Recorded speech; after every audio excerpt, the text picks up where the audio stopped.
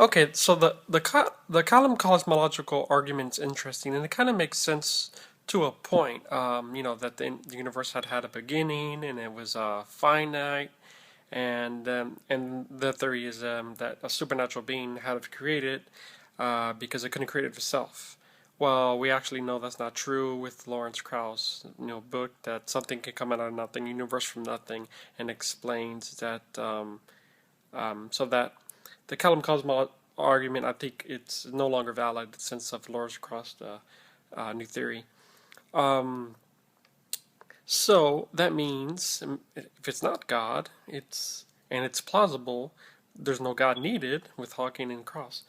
That means there's something else. Maybe it could be aliens, or maybe the universe came to exist because it came to exist. I mean, sometimes things can happen unexpectedly. Maybe it's not necessarily random, but it's obviously the stuff is not random, or um, because abogenesis. Things don't happen revolution.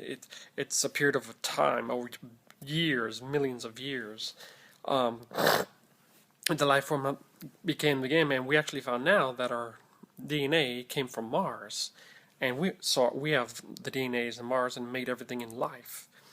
So the Kalam Cosmo argument is no longer valid because of Krauss and what we learn now that our DNA came from Mars. Now, why did it come from Mars, that specific planet, and how did it get here? That's another question. So yeah, it seems I think the mystery would be solved in years and years to come. As the science gets more advanced, technology gets more advanced, we're gonna find out.